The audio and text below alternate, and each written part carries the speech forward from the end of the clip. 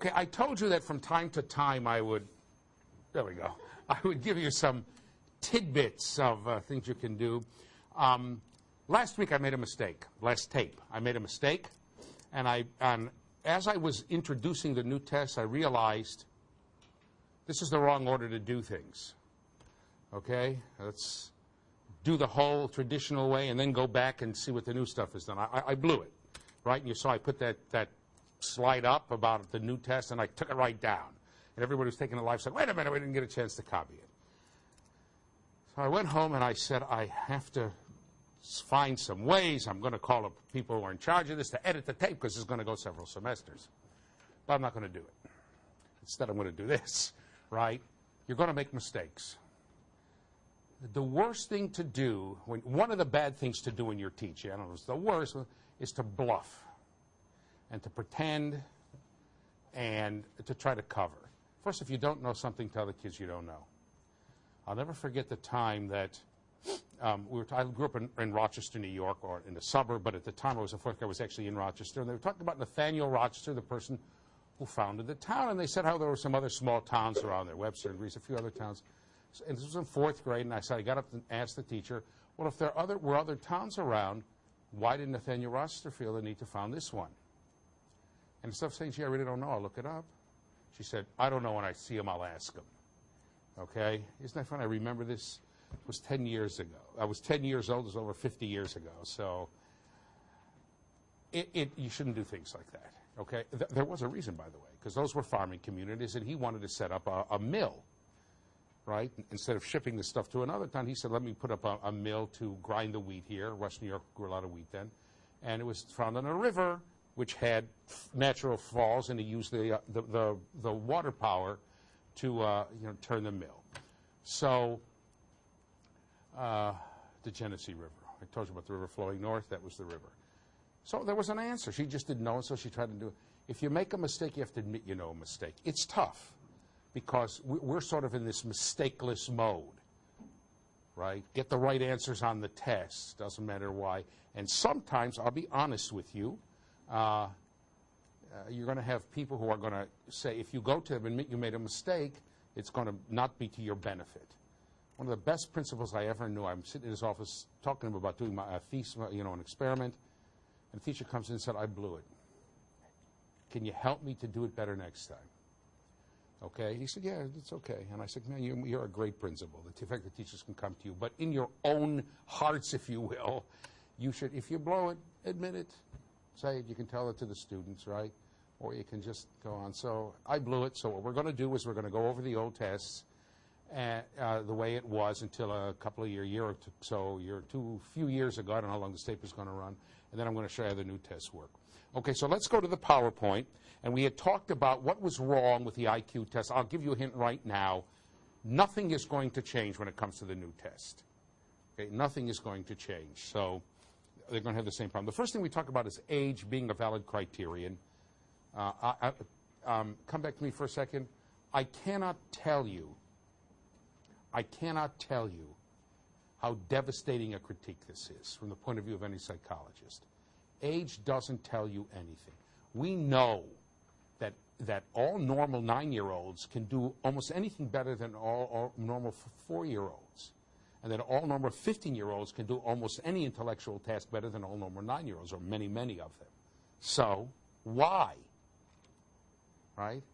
And we know that there are perfectly normal variations in age. It is foolish to think the kid who talks earlier will be the greatest orator, right? That the kid who reaches puberty sooner will be the greatest athlete or the greatest lover, if you will. It's just silly. It's silly. And yet here, they're like there's a fixation on age. 9 years, 3 months, 9 years, 6 months, 9 years, 8 months. Which age is the kid? Depending on what the answer is, that kid has a different IQ. The second thing we pointed out is that the assumption of this test is that people have a standard environment. Now I know we were at the end of the tape. And so let me go over this quickly again. Look, in order to assume that the differences in answers on the test are not due to different backgrounds, to different things that we learned, we're going to have to assume that everyone has had exactly equal exposure to the items. Otherwise, I can claim, well, big deal. TJ's, you hear TJ? Yeah, there he is. TJ's parents gave him books to read. My parents didn't. That's why he knows more words than I do. TJ's parents read to him about all kinds of stuff and gave him all kinds of books about facts and history. And I know that he had a teacher who was really interested. My parents didn't, and my teacher didn't really care too much about the stuff that's on an IQ test. That's why he knows more than I do. I'm really a lot smarter than he is. Well, how do you know? You'll never know. Okay?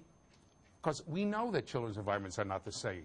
So therefore, there's no way to know why there's a differential on questions that are asked on the test. Do you understand what I'm saying? You can always say, well, it's innate, it's learned, it's a little of each, it's this and that. How do you know?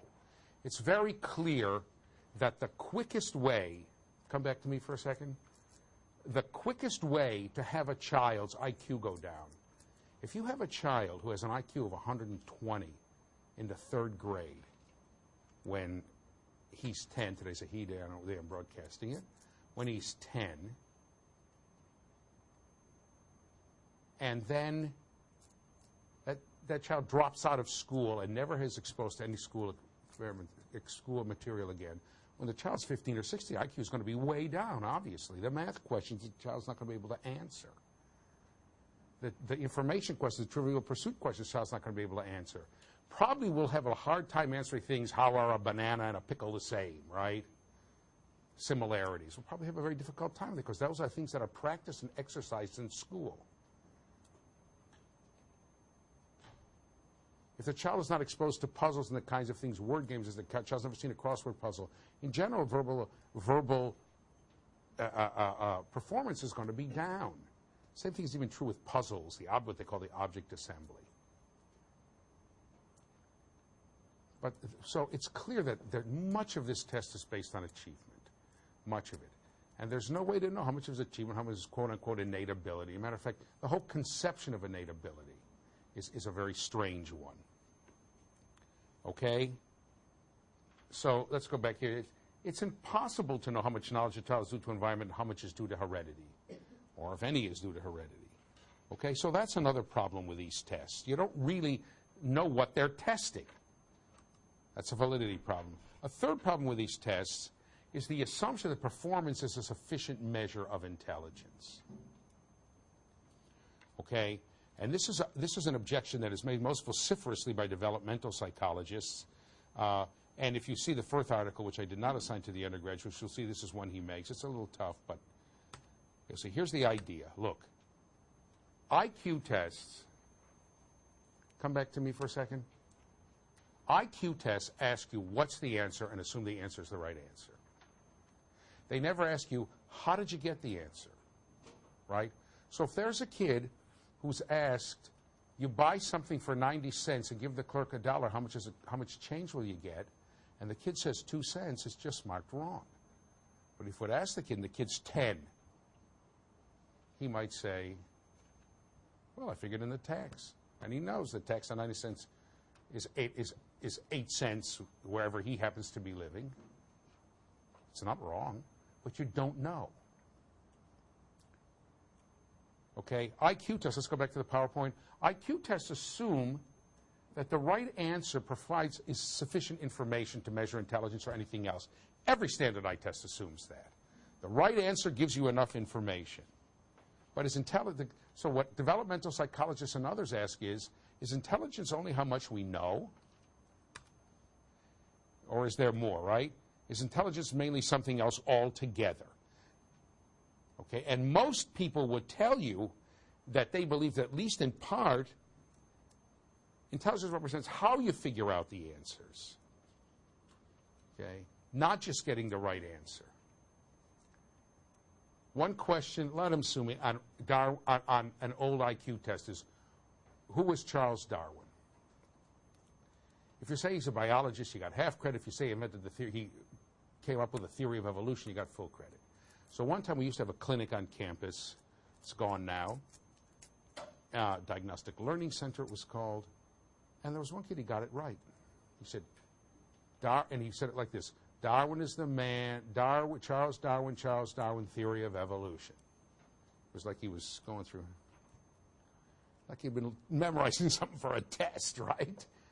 So I said, So I got the kid afterwards. I said, what's the theory of evolution? And I got the classic, right? Most kids he was about 10. It was amazing that he knew the answer, right? And he said, no words. You go, right? That's all. I said, well, what does the theory of evolution have to do? He said, I don't know.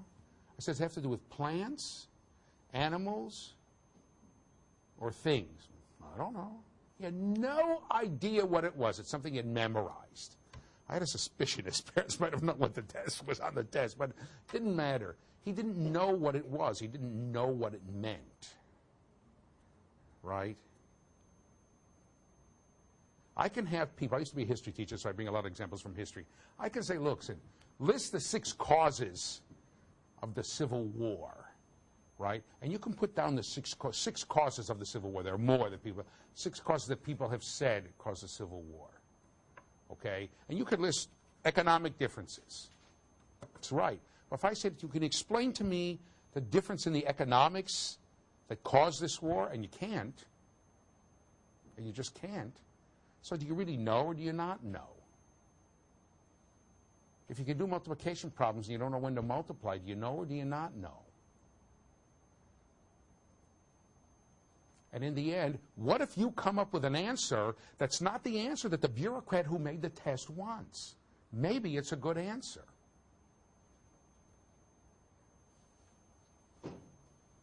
I'll give you an example. I was doing a Piagetian test. We'll get to that about conservation. I had 2 cups of water. Kid looks at it. He's 11 years old. He looks and he says, I said, I want you to tell me when the water's the same. So he says, okay, it's the same. Then I took 1 cup of water and I poured it into a flat, low dish. I said, okay, are they still the same as 1 head more? I was actually going to do tests for him for higher level thinking, but you have to establish a baseline that he can think, with regular, normal logic, what Piaget calls concrete operational logic. He says, I think there's less than the one that there's less in the dish than in the cup. I almost fell out of my chair. He's 11 years old. So I said to him, well, how do you figure?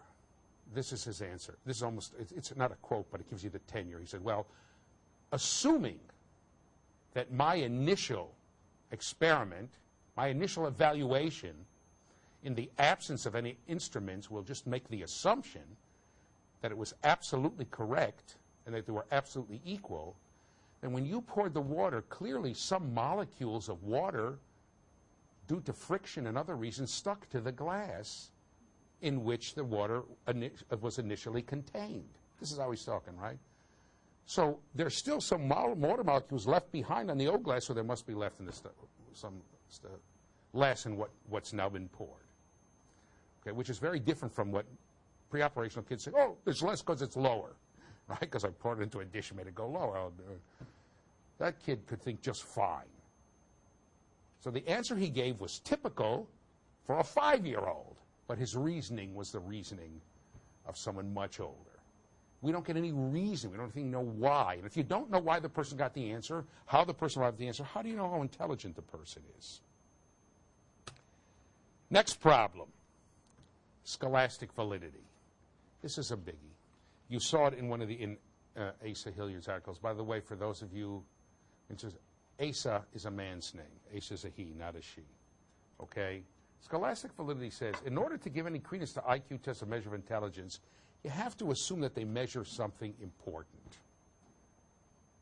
That all the information, that all the trivial pursuit is important. That being able to put together a puzzle is important. That being able to make designs out of blocks is important.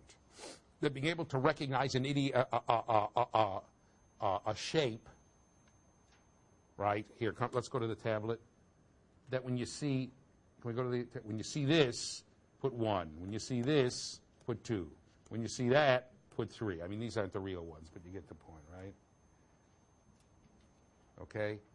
Somehow that's important. Okay? So come back to the PowerPoint now? Okay. Yeah, no, okay? That somehow they measure something important. The question is, do they? All right? It's a very simple question.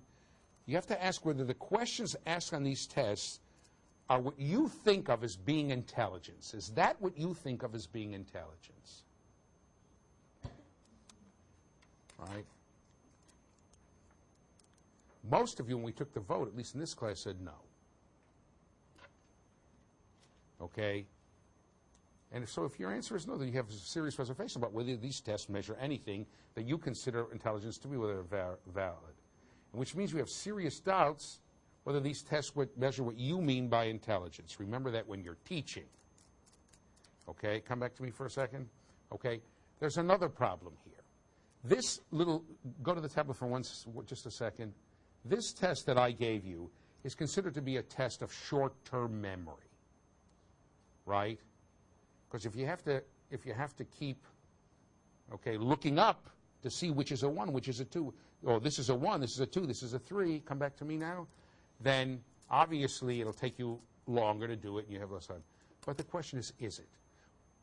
Does remembering what a bunch of meaningless symbols mean, to take what the numbers assigned to a meaningless symbol, does that have anything to do with what real people remember in real situations with real tests that are of important, real tasks that are of importance to them? And the answer is nobody knows. They didn't do an experiment.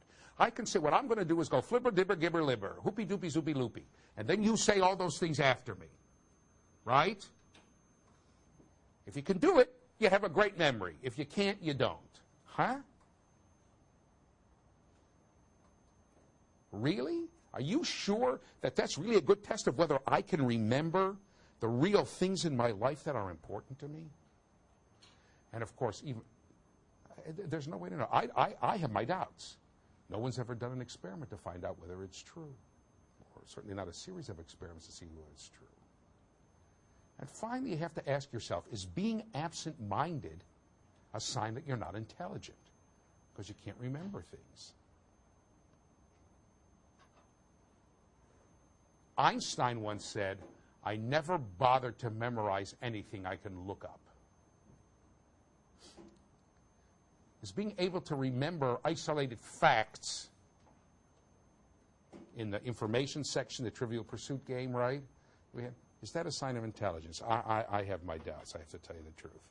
Next, the next objection that people have consistently made about these tests, they're assuming that if this is measuring your intelligence, then this is a complete test of your intelligence. Give me a break.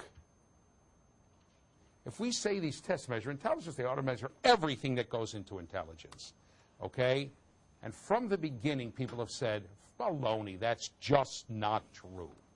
Okay? They don't measure music abilities. They don't measure artistic abilities. They don't measure social skills. They don't measure decision-making abilities. Okay? Let me give you an example. Okay? Anybody here like math? Yeah, tell me your name. Push it down. Allison. Allison, right. I know she's told me 3 times before. I don't care. Okay? So Allison decides that she likes math, and she's changed it when she gets her degree. And she majors in math, and she goes into accounting. Okay?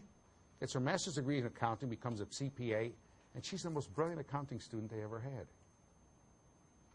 Okay? She takes the CPA exam. She gets the highest score in the history of the CPA exam. Okay? She's magnificent. Then Allison goes out on a job interview. And the interview, they're dying to have her. They see, wow. So they take her for a tune and they show her their accounting procedures. And she's interviewing with the president of the company. And the president of the company says to her, well, Allison, what do you think? And Allison says, who designed these accounting procedures? That person must have been an idiot. So the president says, well, as a matter of fact, I had a lot to do with it. He said, well, you made terrible mistakes. This is ridiculous. You hire me, and I'll show you how to correct everything that you screwed up. And you think Allison's going to get the job? Probably not, right? There's a lack of what some people would call social intelligence there. You want to make a change in the procedures? That's not how to go about it. 2 of my sons in high school, one of them, when the teacher had a rule, he could push the rule 1/millionth of an inch. Looked a little bit. Teacher did it, he'd push another 1/millionth of an inch, right? A little bit more. Pushed another 1/millionth of an inch. When the teacher objected, pushed back, he had his 2/millionths of an inch, right? The other one, bang, a giant step over the line. Go to the principal, go to the office, get out, right? This is a stupid rule. I mean, they both thought it was a stupid rule. But one knew how to handle it and one didn't. Okay? The second one learned finally, okay? So that's musical intelligence, artistic intelligence, social intelligence, right? And social intelligence is even more than that. There's somebody named Gardner who talks about interpersonal intelligence and intrapersonal intelligence.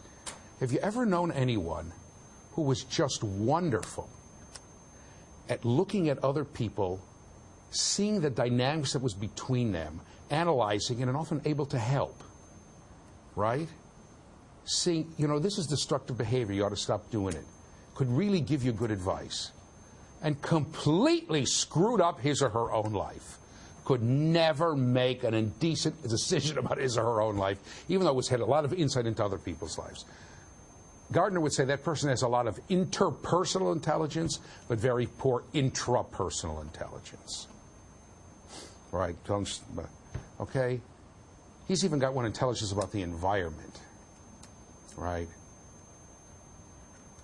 That's a new one he's come up with. We had 8 kinds, now he's got a 9th kind of intelligence. So these tests are clearly incomplete, and we know why. Because their roots are in Binet, which said, what about school? Look, it must be clear to you that there are certain kinds of things schools value and certain kinds of things they don't. So people have dyslexia. Ooh, can't read. People have dyscalculia. Ooh, can't do math. Nobody has, ooh, dystonia, you can't do English.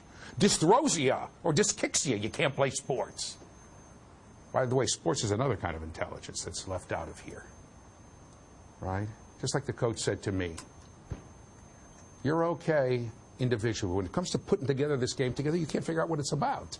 Right? Nobody has dystonia because you can't do music. Dysdrausia. Why? Well, it's very clear why. Because math is more important in our society than music. You turn on the radio, station after station has math equations, right? Not music. All right? I mean, it's nuts, right? Music is around us everywhere. The schools don't seem to care too much. Geometry, plane geometry. How many people here passed plane geometry? Almost everybody. How many people have used it more than twice in your life since you passed it? One person. Are you a math teacher? Push it down. What did you use it for? I had to do a project, and I used their equations to draw a picture. Very good. That's once. I said more than twice. I admit I used it once. Yeah, go ahead. What do you use it for? I sell paint, so I got to find the area of a lot of like rooms and stuff. So. All right. Well, finding areas is not geometry. That's sort of, yeah. I used it once. Once I had a bookshelf that went like this, and I remembered, I said if I put a vertical brace in the back, I'll have triangles, and then triangles, there's only one triangle that makes side, side, side, once in my life.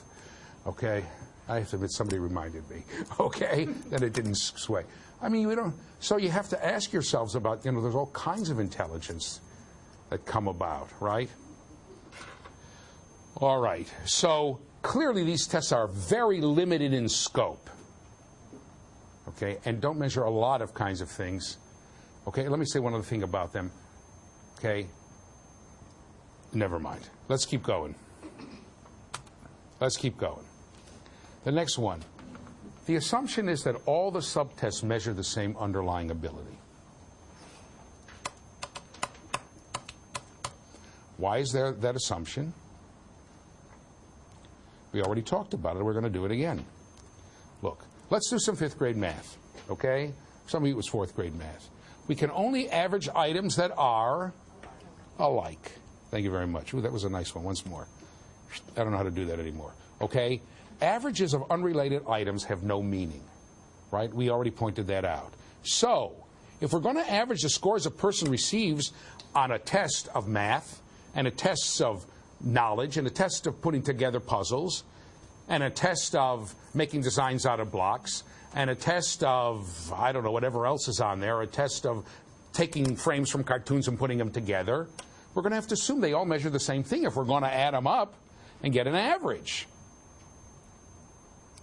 If they don't measure the same thing, it's just complete nonsense to average them and compute a standard score.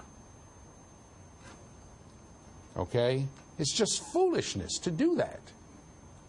If you think that the test, the ability to do math, is a different mental ability to do a puzzle, is a different mental ability, that they're measuring different things, how can you add them up?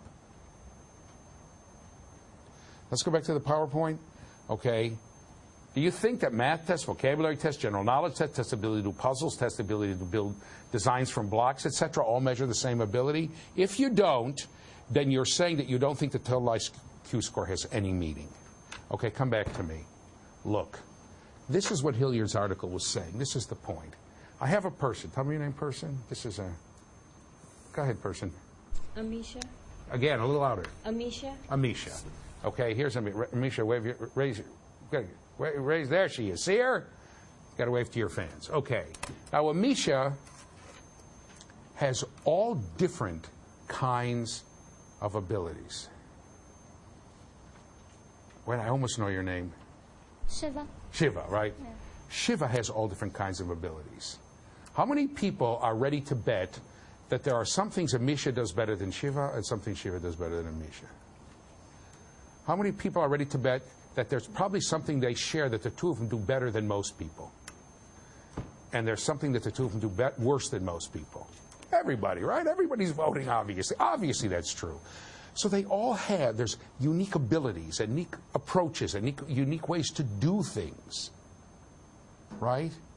All kinds of mental abilities in all different kinds of areas. And you're going to add all that up and make one number out of it? That's what the article you read means by saying you take a multidimensional kind of an ability. There's out here and in there all different kinds of ways, right? And try to put it on a single number line. Oh, she's a 115 and she's a 113 and she's a 106 and she's a 92, sorry, and she's 147. I mean, what's going on here? And most of you know, most of you will be ready to bet that there's something the person with a 92 can do better, understands better than the person who has a 126. I know a guy who was living in Israel. He had dropped out of school. So I went to the body shop where he had a job. And I'm trying to convince the employer to tell him to go back to school. The employer basically told me to drop dead, right? He was like in 9th grade. And this was, in Israel at that time, cars cost, like in today's money, a Volkswagen would cost, $35,000. There were heavy taxes, all kinds of stuff. So you fix cars and fix cars. He said, this guy, it takes him 1/3 of the time to pound out a fender that's been damaged than anyone else. I said, we go around, pound, pound, pound, pound, pound. He said, the kid he hikes up, puts it up on the jack. He looks. He said, I don't know what he does. He goes bang, bang, bang, and it's 90% done. Just has this feel about where to hit it to get it out. That looks like a form of intelligence to me. I might add, by the way, that this guy charged less to fix cars, and there were 2 other places in the town where I was living, because this kid could do it much faster. He said, I make more money, so he told me, get out. He said, I charge less and make more because of him. Get out. Right? So I don't know what he's doing now, but I couldn't get him to go back to school. He dropped out of middle school, 8th grade. Couldn't get him back. Okay, he would always supposed to have been in the 9th grade. I had his name. I was trying to get him to go back. So intelligence and abilities are very complex. Where they come from is very hard to know. To put it all on one number is silly. And as I hinted before, since these tests have come out, people have griped about that. Gardner has 8, now 9 kinds of intelligence. Guilford had 120, then his followers had 160 kinds of intelligence. Okay? And it's very clear to people that these tests test certain kinds of abilities and not others, even thinking. When you're told don't think too much, when you're told the answer's enough, I don't want to know how you got it, they're talking about, here, let's go to this over the tablet. There we go. These tests measure what Guilford calls convergent thinking. Probably should stay in the lines. That would help you read it, huh? Rather than divergent thinking.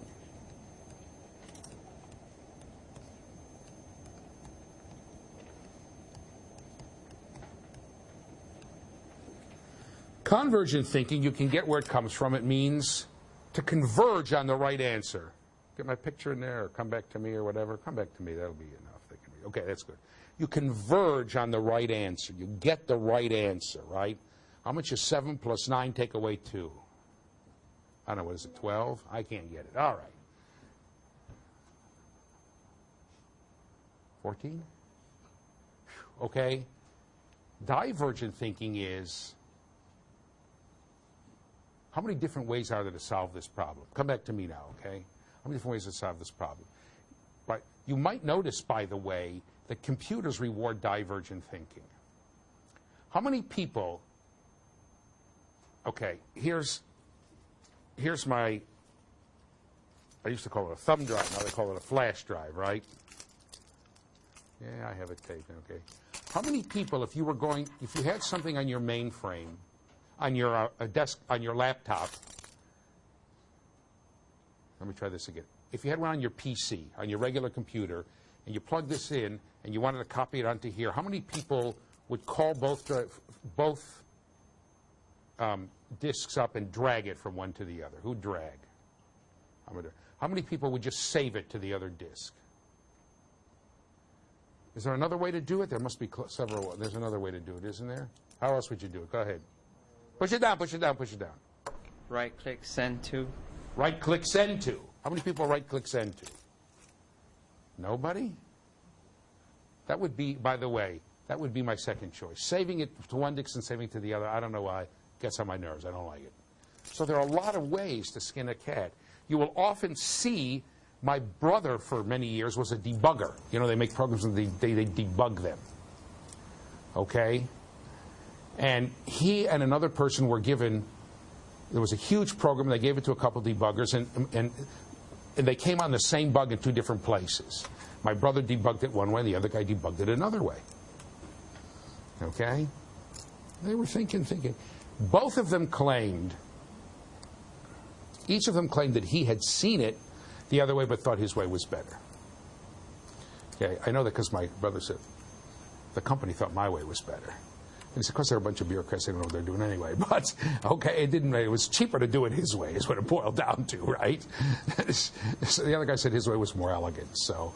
But, okay, so there are many ways to skin a cat, many things to do, many different ideas to have. To come in on the right answer, right? And, of course, divergent thinking, let's go back to the, thank you, creativity requires divergent thinking. The ability to come up with something new and creative requires not getting the same answer you got before.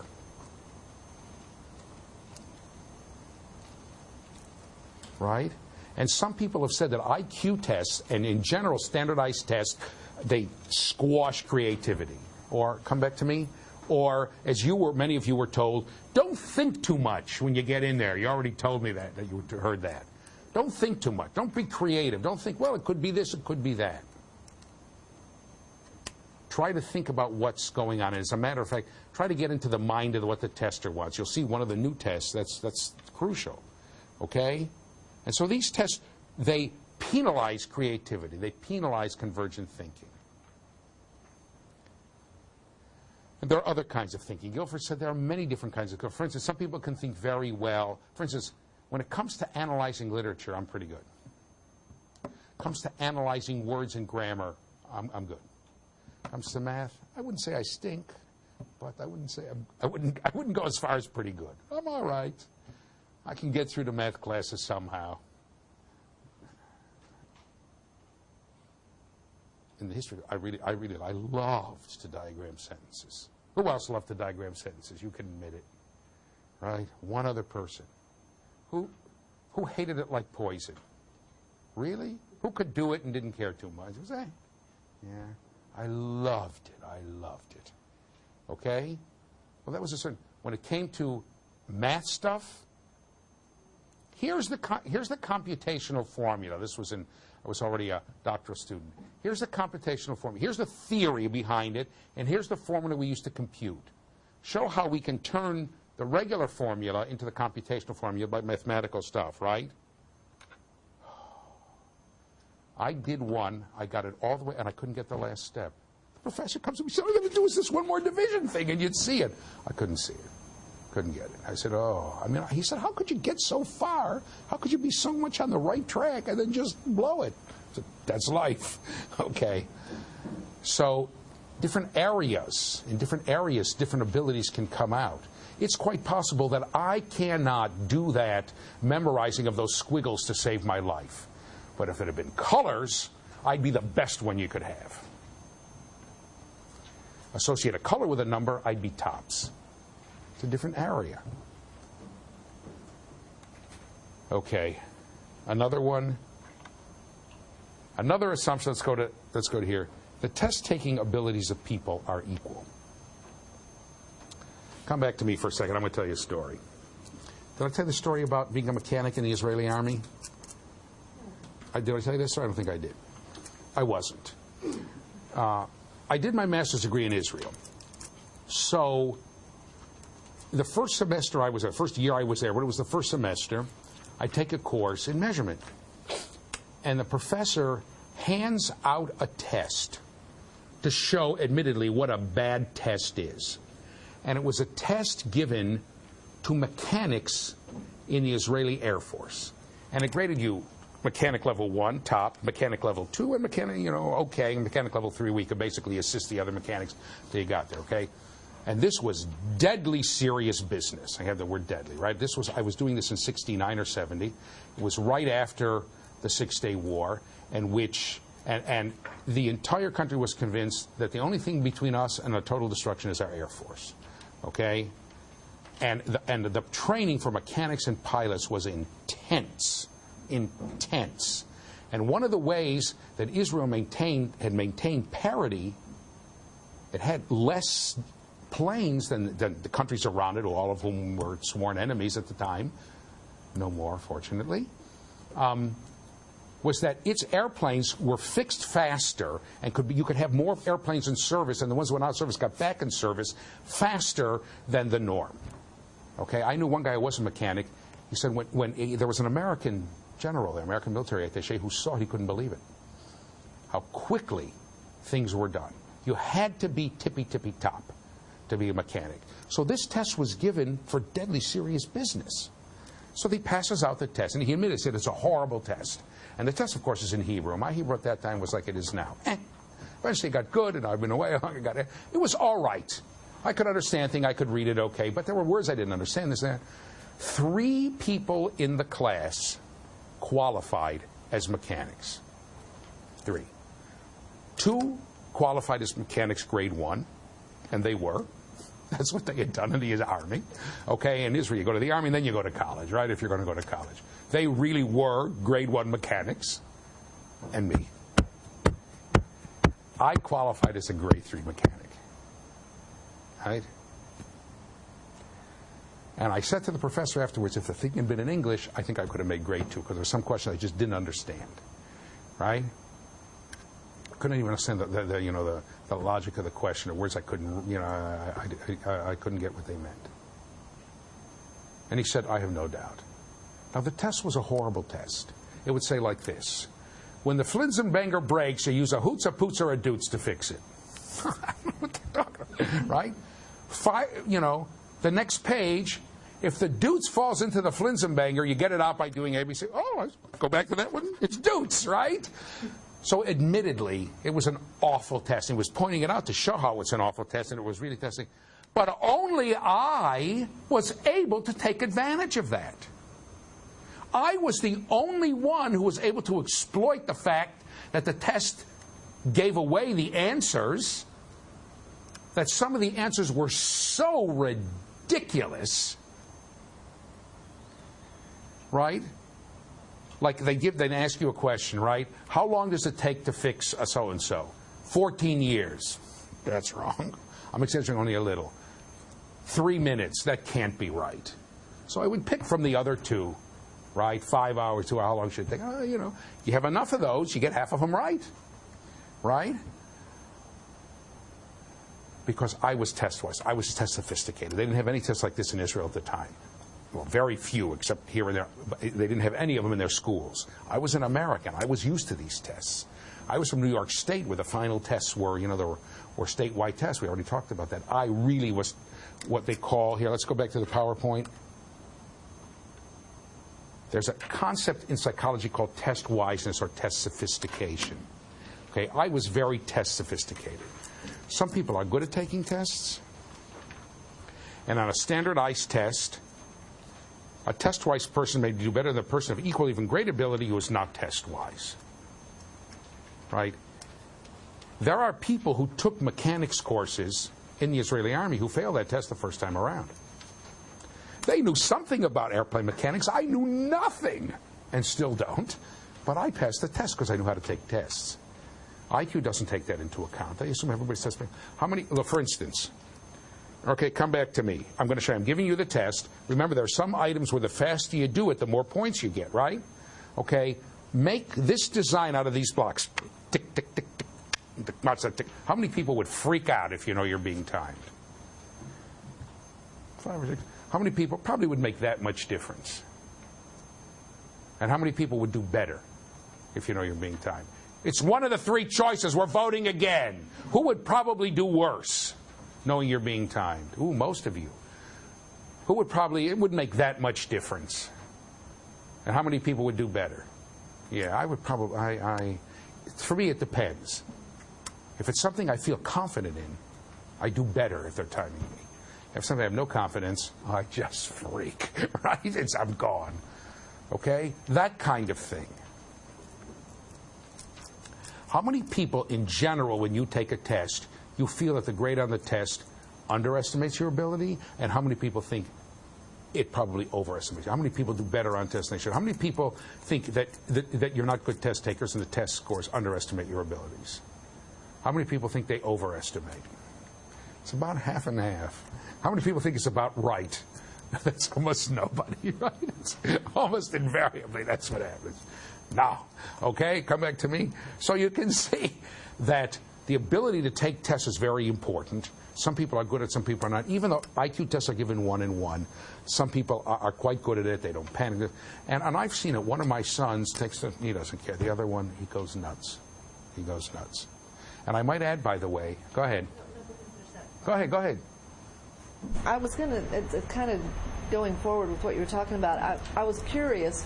Most of us, or at least some of us, if we have a child that has a problem or even one that's excelling, you sometimes want to investigate what's going on with them. And you want to see what it is. And as of right now, all we have is the IQ test. Is there a move or a push to do something else, to find some other means? That's what the rest of the course is going to be about. Okay?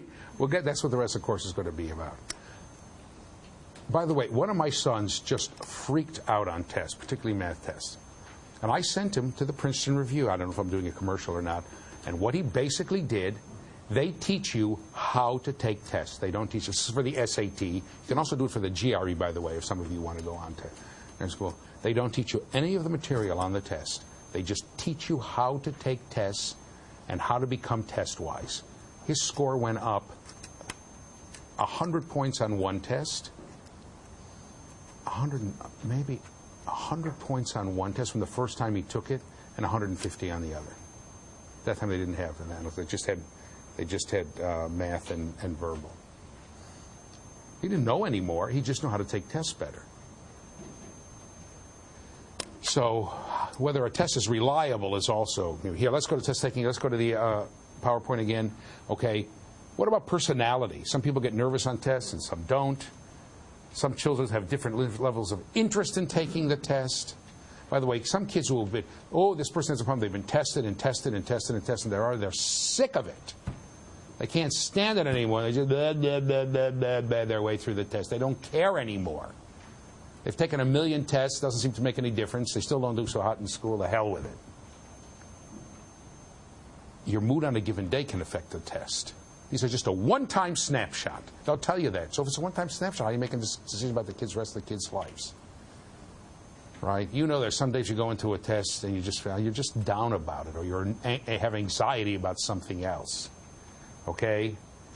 It's a one-time test given by a person who's never seen the child before, a real and accurate reflection of consistent performance. I was talking to someone the other day who showed me tests from her child, just the other day, come back to me, and it was very clear to me, and it was an IQ test that was much lower than any other IQ test the kid had had. I read what the tester said. It was very clear to me the tester just completely failed to have rapport with the child. Oh, the kid won't cooperate, and the kid is not paying attention. I said, it's obvious. This tester could not maintain rapport with the child. It was obvious. You know, he sort of gave it away. Even if I'm wrong, it certainly was a reasonable hypothesis. Couldn't get the kid to sit and take the test. The test was not in any kind of accurate measure of how much the kid knew on that test. So you have to be very careful about these things. Okay, I want to say one more thing about these tests. It's not on here. IQ and race. Race. Okay? As in black and white. Okay, first let me tell you something. The whole concept of race is a non-scientific concept. It's a social concept. Okay? So I don't have a heck of a lot of use for it. I'll tell you right now, when they fill out forms and they ask me my race, I put down human. Okay, that's really the only accurate number. Okay, I'm going to depress myself now. Does anybody know who Roy Campanella was? Oh my, I'm going to cry. Roy Campanella was the 3 times most valuable player in the National League. And by the way, he was a catcher for the Brooklyn and then the LA Dodgers. And he got into a terrible car wreck and became paralyzed from the waist down. And he actually spent the last few years of his life, because he was very famous in the 50s and 60s, became very famous. He was very famous, so he spent his year campaigning for the handicapped. Not allowed to use that anymore. Disabled, handicapped. I don't know why. Politically correct term. And he died young. But so anybody know who Franco Harris is? Who knows who Franco Harris is? Oh my God. This one I'm really depressed. Go ahead, tell us who Franco Harris is. He's a football player. Yeah, Franco Harris, I think for a while he had the record. The Pittsburgh Steelers, this 5th Super Bowl, they won the 4 Super Bowls that time. They won them 4 of them in 5 years or something. They were the best team. Terry Bradshaw, Franco Harris was a great running back. What? Push it down?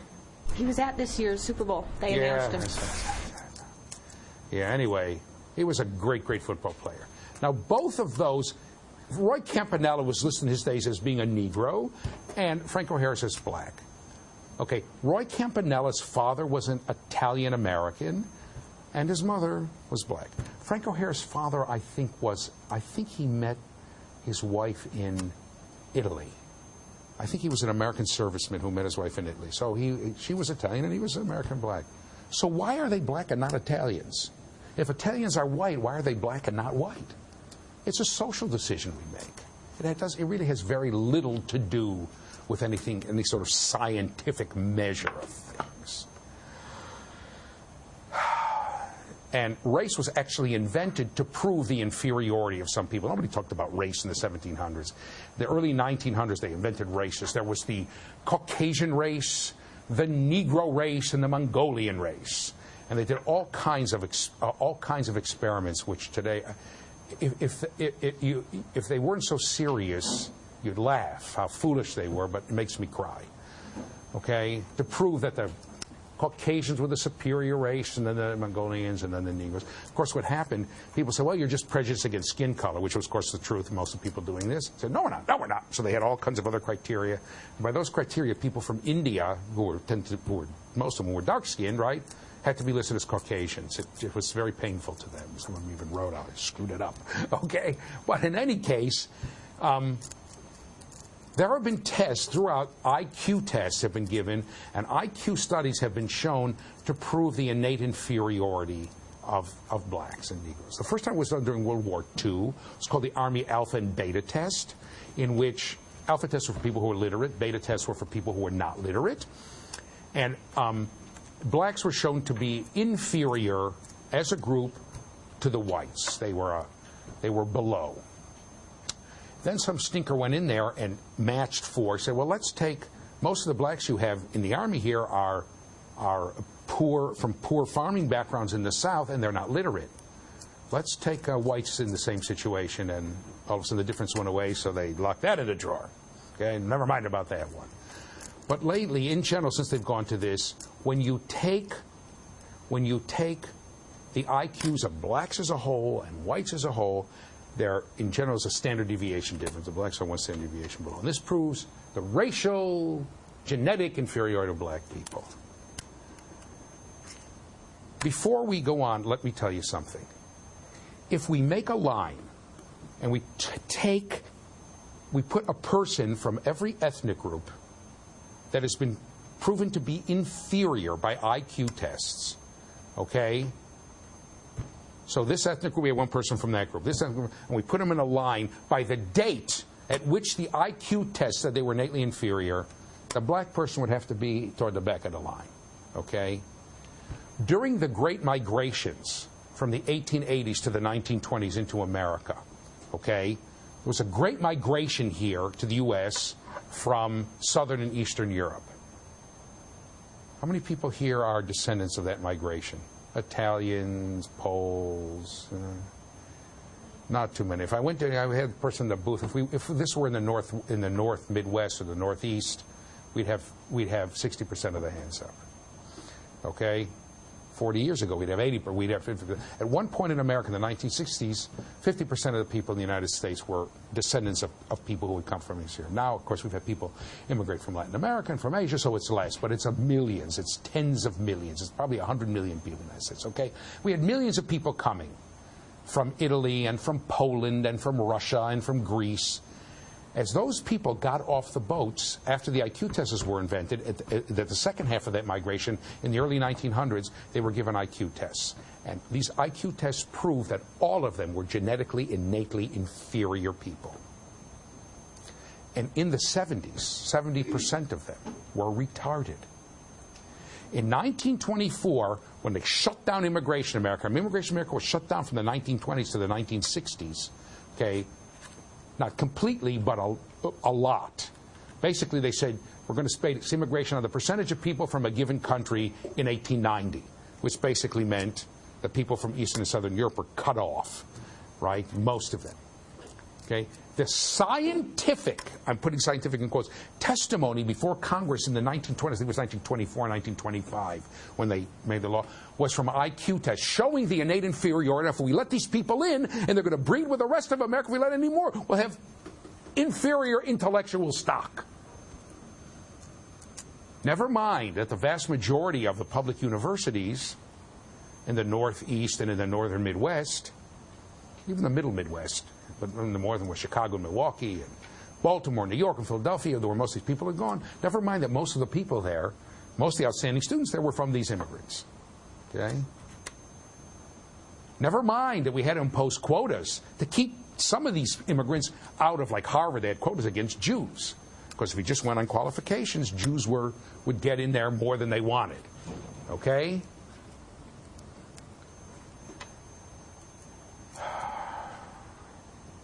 So that, and by the way, if you're from Irish background, you're lucky because most of the Irish got here before they had the tests. Okay? And this was all based on bigotry and prejudice. By the way, it's tremendous prejudice against the Irish. And when you could get ads for houses or for jobs, and at the end of the ad there would be this. I know this is not psychology, but I'm going to teach it to you anyway. It's sociology. It would say this: no Irish need apply. We don't want Irishmen around here, okay?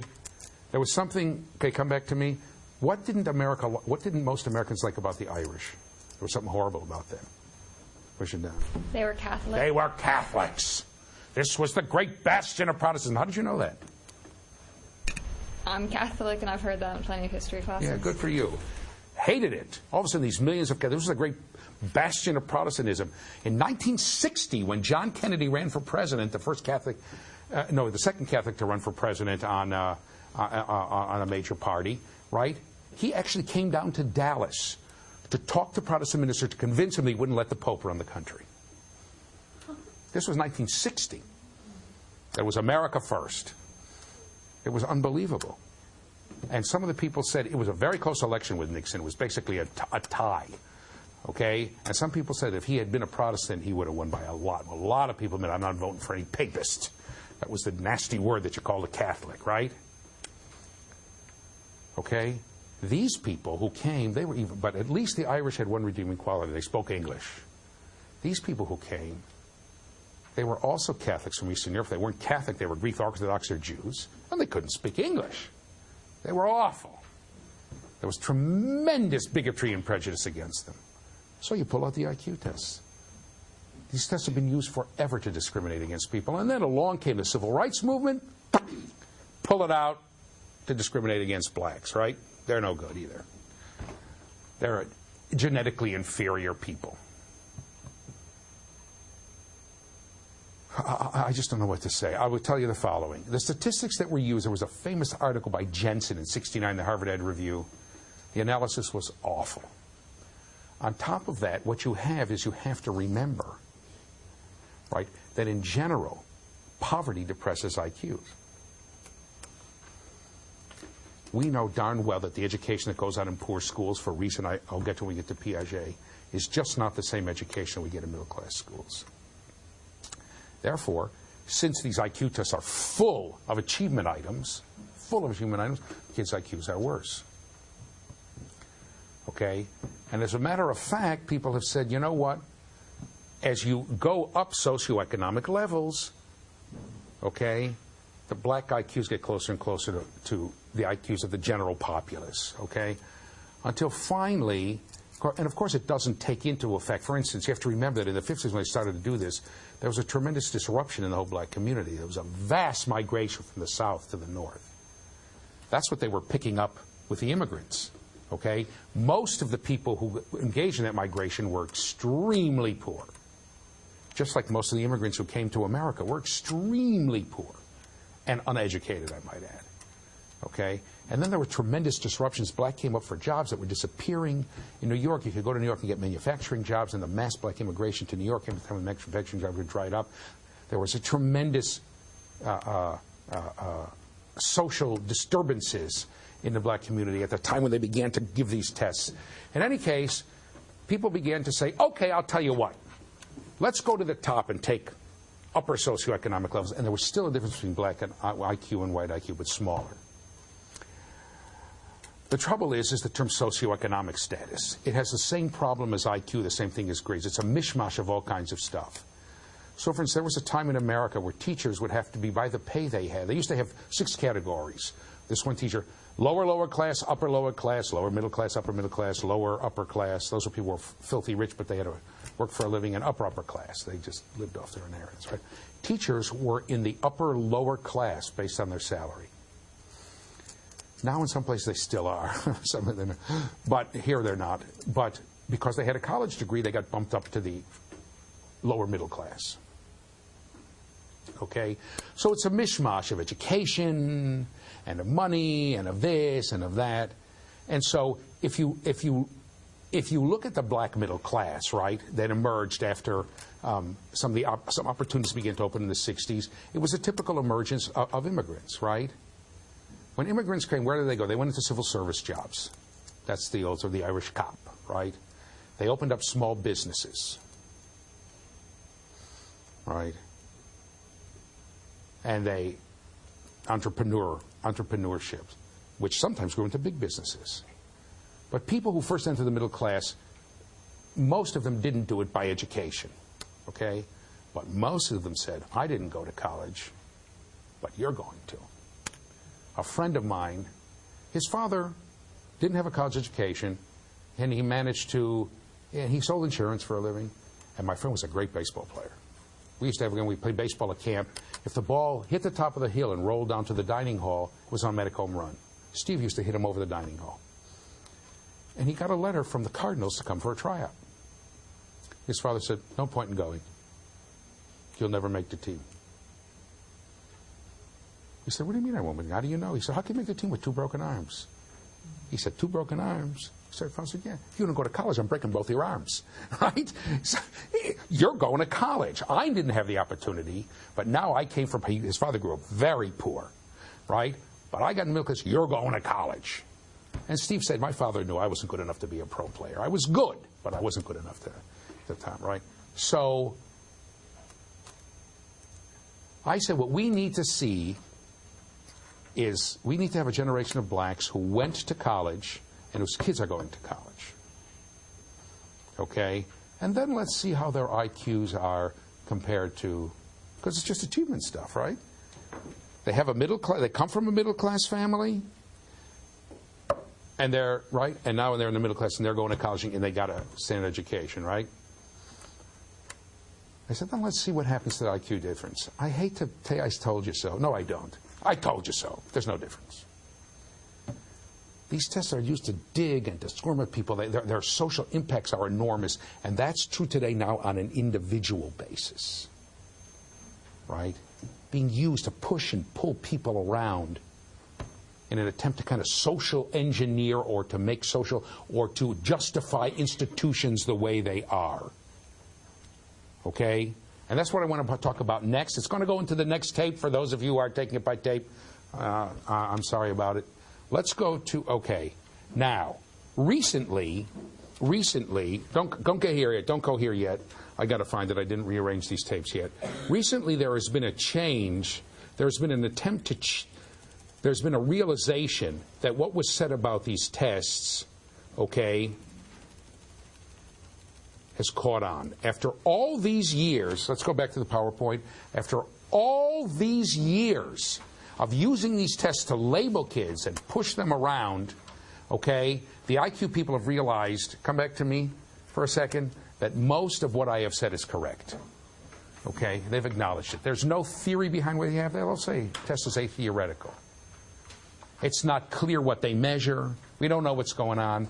So this WISC-4 that I held to the camera before, the new Wexler Intelligence Scale for Children version 4, right, there was the WISC and the WISC-R, WISC Revised, and WISC-3, now the WISC-4, has attempted to bail out by doing the following. They have attempted to use, okay, let's go to the PowerPoint, a new scoring system, sort of. They've conceded that what they did before is no good. I just have to tell you, I sent to one, get my picture in there if you can. I said to one person, so are you ready to concede that that everything you did before, that the kids you labeled retarded and learning disabled and everything based on these tests are, that it was all wrong and you need to apologize to all those parents? He told me to get out of his office, basically. Okay?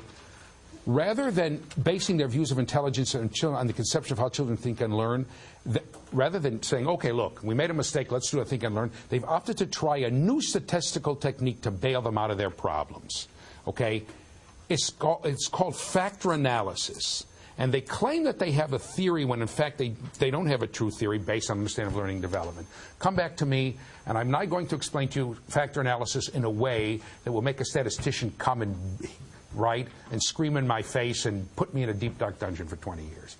Okay? Factor analysis, basically, what they did is they took these tests and it measures what answers are given together. So most of the people who got this one right got this one right. Most people got this one wrong, got this one wrong. They cluster together. They're called factors. Anybody know what factor analysis is? Oh, I see the look on your face. God, because I can't explain it too well without showing you the formulas and all that stuff, which I don't know too well either. But factor analysis basically says, let's see which which cases come to cluster together. Everyone who gets this right, gets this right, gets this right, gets this right, or most people. There's a very high correlation between them. Some people have a negative correlation. People get this right and this right and this right, tend not to get that one right. And they get certain factors that come out, right? So for instance, most people who say that I'm opposed to abortion are for lower taxes. I'm just making this up. Are for lower taxes, are for states' rights, are for term limits. And I say, oh, that's a conservative factor. Okay? Most people who say we should have a government subsidy for televisions for buying televisions are the people who say I spend 17 hours a day watching sports, are the people who say I send my kid to the Little League and to the Pop Warner League and to this and that. Oh, that's a sports factor. Right? I want to stop seeing television so I could see sports, right? Most people say, right? So they got out certain factors here. I don't want to go into, and then what they say is, we don't even look at total IQ anymore. Well, of course, they do. They have to, because otherwise the whole conception of learning disability goes away, which we'll see soon. But we have factors that we use, okay? And what they found out, here, let's go back to the PowerPoint. Oops.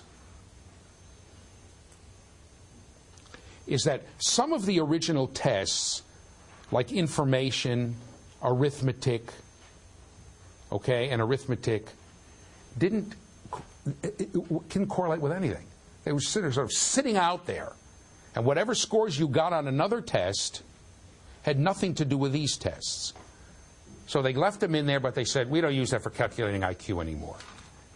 They made up a few new tests, picture concepts, letter numbering sequence. They made up a few new tests, okay, and put those in the total IQ. And I'll just give you a little short idea of what's on these new tests, okay?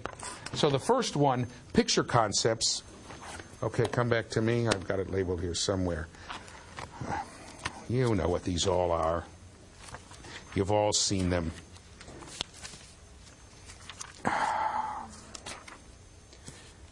Okay. In other words, you know what they are. You know better if I told you, right? A picture concept is like, looks like my label fell out. Let's go to another one until I find it. Okay, here, let's go to number 7. Letter number sequencing. See number 7? Letter number sequencing says like this, okay? I'm going to give you a group of numbers, come back to me, and letters. After I say them, I want you to tell me the numbers first in order, starting with the lowest number, then tell me the letters in alphabetical order. So if I say 6Z, 9T, right? 3N, you have to give me 369 and BNT, ZT, whatever, okay? What does that measure? I have no idea. Okay, so that's one. Another one, another one they do is symbol search. What they do is it's sort of a they show you a bunch of nonsense symbols. Okay. They show you here. I'll show you on here. They show you this. They show you right, and then over here. They show you another bunch of symbols, and they ask you, wait. And over here they show you one symbol, and they say, does this symbol appear over here? You have to say yes or no. If this is a measure of intelligence, it has nothing to do with what I think is intelligent. It was, oh, it shows attention to detail, right? You'll notice, by the way, that this has, here, let me show you, come back to the PowerPoint, right? This is obviously it's replaced picture completion. They want to show attention to detail, which didn't correlate with any of these, which didn't fall in with any, so they had to find something else that gave you a factor that correlated with other tests, okay, et cetera, et cetera. Matrix reasoning, you know how that is. They show you a circle this way. Come back to me so you can see it better. They show you a circle this way. Then wait, here, I'll show you. I'll draw it for you. Let's go here. They show you. Come back to the tablet, this way, then this way, then this way, and you're supposed to know the next one's this way, right? Of course, I never ask you for your reasoning if you give a different one. These are the kinds of things that they put in more tests. I mean, I don't know what these measure. And they claim now, what they claim is, come back to me now, since they have get these things to intercorrelate. So they'll get one, and they'll say this correlates with this. Oh, this is a short-term memory one. Oh, this is a speed of processing one, how fast you do things, right? Because the ones in which you're timed, the people who do well on one seem to do well on the other, okay? This is of this, and they make up what they call these factors. Now, they have never researched to see whether it's really true. Do these people really think about things faster in a real situation? Do these people really pay attention to detail when it's in a real situation? By the way, sometimes it's not important to pay attention to detail. And they say, now we have a theory because we have a factor analysis. You don't have a theory. All you have is this bunch of random questions you made up, and you found a statistical artifact. That some of them tend to clump together. The answers tend to clump together across the tests. That's not a theory. It's just a statistical analysis. Let me say it once more. It's not a theory. If you have a bunch of, if you find certain things happen together and don't happen together, and you don't know why, it's not a theory. And if you claim, oh, because these things happen together, this kid has a really good short-term memory, you have to prove that those tests really are indicative of short-term memory. Do you understand what I'm saying? Just because I give a test that seems to test that doesn't mean that it really does. If I give you a nonsense task and it seems to say, oh, gee, you can remember fast, you can do it fast because you can remember what all the nonsense symbols are, that doesn't mean you have to prove that that's really affects how real people are functioning with their memories in the real world. And like I say, this kid has a beautiful memory for meaninglessness. For meaningfulness, the kid has no memory. These are just, what are these tests? What do they prove? What do they show? And interestingly enough, you'll notice that things like information and arithmetic, real knowledge, they had no connection to any of the other tests. And we're left with all the same problems that I identified before. Okay? All these 8 problems. Now, in the time I have left, because we were supposed to finish this there, I said I'm not going to, let's go back to the PowerPoint. I want to talk about the labeling game. The labeling game, LD, retarded, slow learner, etc., all of these labels are the result of scores on IQ and other standardized tests, not measures thinking or neurological testing. Okay? When a parent is told, come back to me, when a parent is told, we tested your child, and your child is learning disabled, and that means your child has a neurological problem. There is as much evidence for that as we tested your child has a learning problem, and it's because there are elves on the moon shooting down beams into your child's head. There's as much evidence for the beams as there is for neurological problems. We're told something's wrong in the kid's brain without ever testing a kid's brain. You can't do that if you're a scientist. And in order to label a kid LD, despite the fact that the WISC people now tell you, and the school psychologists will now tell you, well, we don't go with total IQ. We just look at these factors, these abilities that seem to come out, or these abilities that we think we have, you know, what questions come together. They still have to calculate total IQ. Okay? Let's go back to the PowerPoint. Franz Kafka talked about circular reasoning, right? Circular explanations. He says, just because your doctor has a name for your condition doesn't mean he knows what it is. That's circular reasoning. Okay? Did I tell you about my aunt and uncle arguing on the porch? Did I tell you about that? Okay, come back to me. When I was living in Israel, I have a big family in Israel. And my aunt and uncle, this was in the 70s, he was very much on the right in Israeli politics, and she was very much on the left in Israeli politics. Okay, so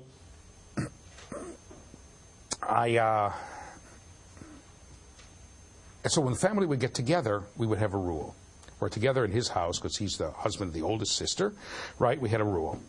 Don't talk politics or they'll start screaming at each other. So we're talking about family, we're talking about this, and the family in America, half the family's in America and half was in Israel.